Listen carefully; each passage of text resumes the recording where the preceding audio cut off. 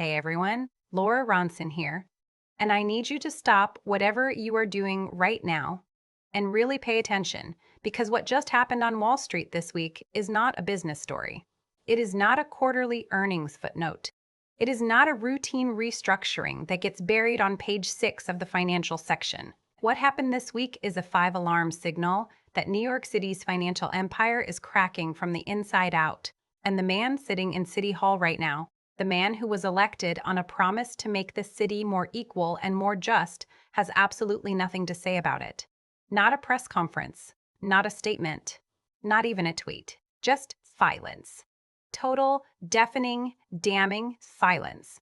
I am Laura Ronson, and on this channel we cover the economic collapse of America's progressive-run cities in real time. Not theories, not spin. Hard numbers, corporate filings, and the kind of data that the mainstream media is too afraid to put on your screen.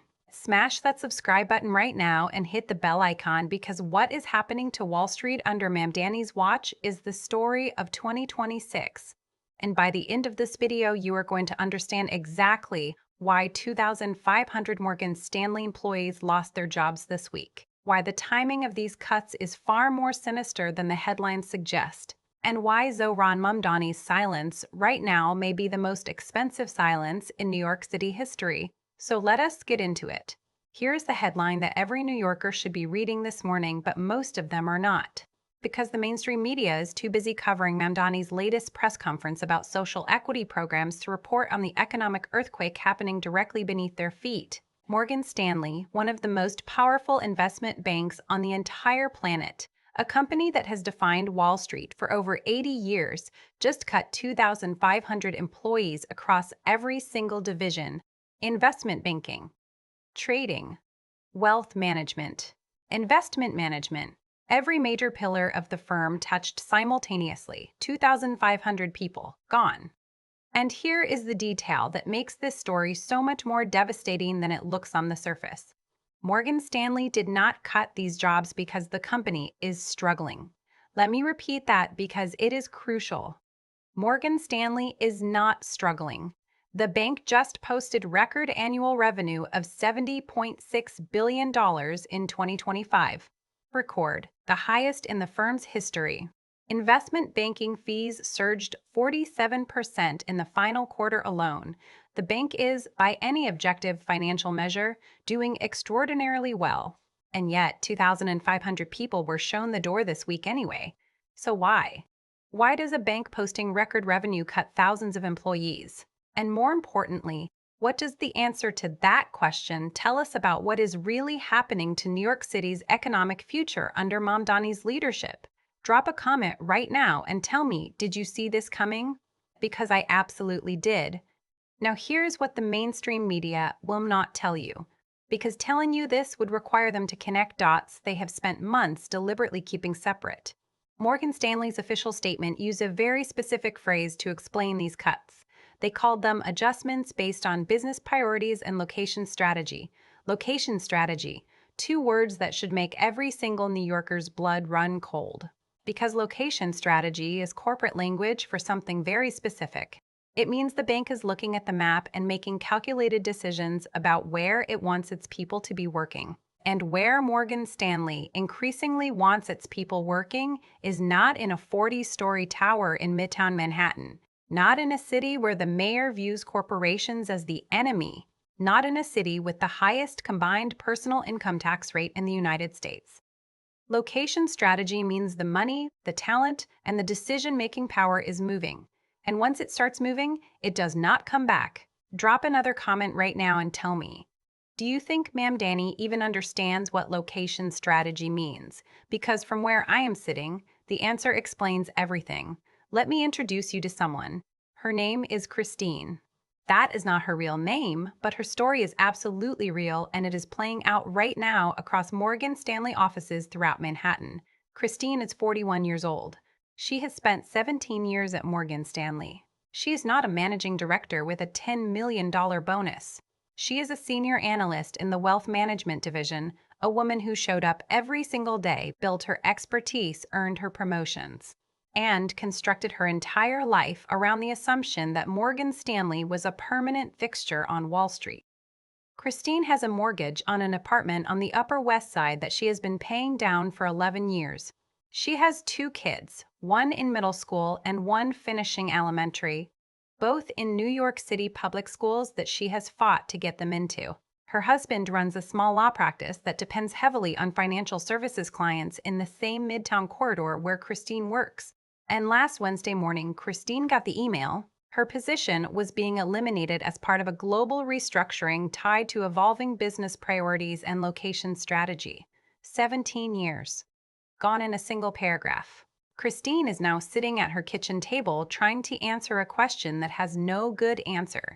Does she apply for jobs at the remaining Wall Street firms still in New York, knowing that each one of them is quietly running the same location strategy calculations that just ended her career? Or does she start looking at opportunities in Dallas, in Miami, in Charlotte, in cities that are actively recruiting financial services talent precisely because New York keeps producing Christines? That conversation is happening in apartments all across Manhattan right now. And every single time it happens, the city loses a little more of what made it the financial capital of the world. One career at a time. One family at a time. One apartment sold and one U-Haul loaded at a time. Quietly. Permanently. While Mamdani says nothing. Now let us talk about the map, because this is the part that politicians in New York City cannot engage with honestly without admitting that their policies are directly responsible for what is happening. Morgan Stanley has roughly 83,000 global employees. When they say they are making decisions based on location strategy, they are comparing what it costs to employ someone in New York versus what it costs to employ that same person in a city with no state income tax. No city income tax and commercial real estate that runs 40 to 60% cheaper per square foot. New York City and state combined impose a personal income tax burden on high earners that hits nearly 15%, 14.8% to be precise. That is the highest combined rate of any major financial center in the United States. Compare that to Charlotte, North Carolina, where Morgan Stanley has been quietly expanding for years, or Dallas, Texas, or Jacksonville, Florida. The difference for a mid-level financial professional earning $250,000 annually is not a rounding error. It is not something a good accountant fixes at tax time. It is $37,000 per year in additional tax burden, per employee, every year, permanently. Now multiply that by thousands of employees across an 83,000-person global firm. The math does not just favor leaving New York. The math screams it. And the smartest financial minds in the world, the people who run these calculations for a living, are listening. But here's what really keeps city budget analysts staring at their spreadsheets at 2 in the morning in what should keep every ordinary New Yorker up too. Morgan Stanley did not just cut 2,500 jobs. It sent a signal, a clear, unambiguous, undeniable signal to every other major financial institution still headquartered in or around New York City. And that signal says this: even in a record revenue year, even when the business is thriving, even when the markets are performing, New York is too expensive to justify its footprint. If Morgan Stanley is making location strategy cuts during a banner year, what happens when the next downturn hits?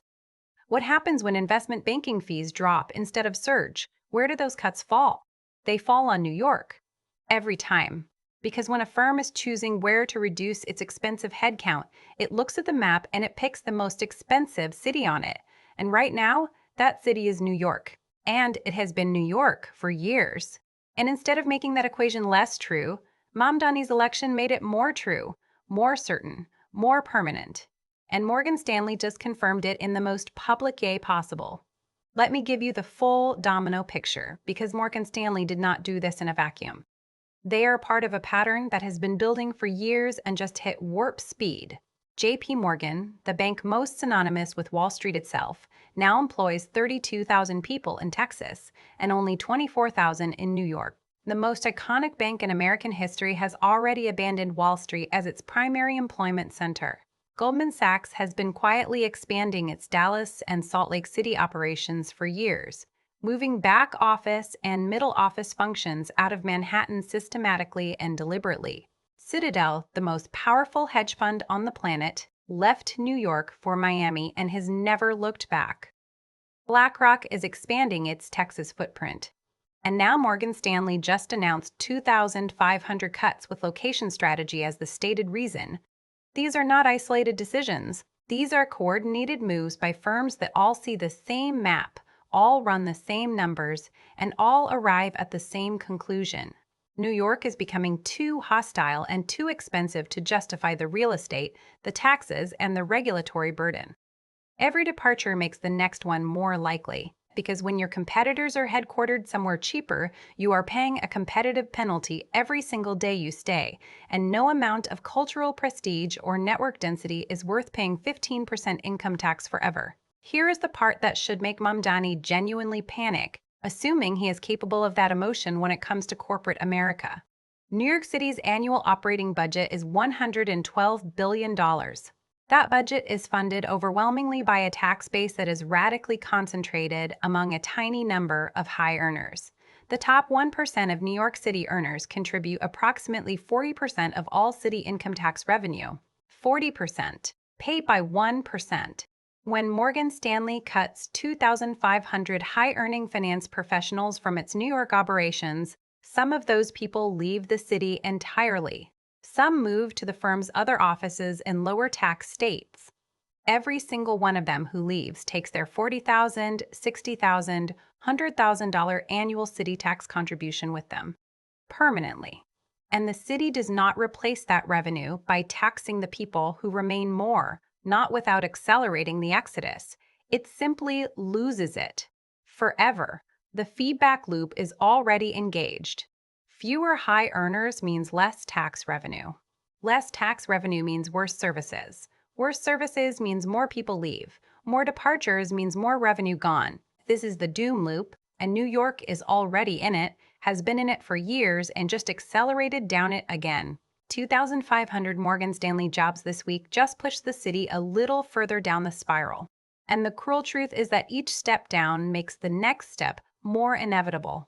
Because the fewer high earners remain, the worse the services get. And the worse the services get, the faster the remaining high earners recalculate their own location strategy.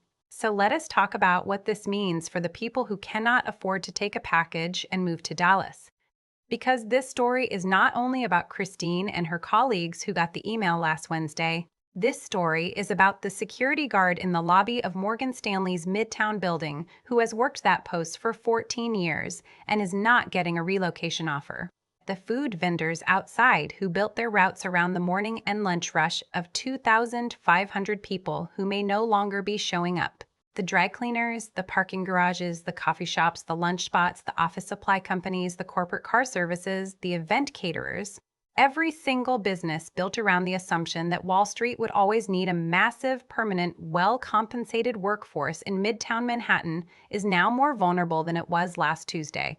And Mamdani, the mayor who promised to fight for working-class New Yorkers, has not said a single word. Not one.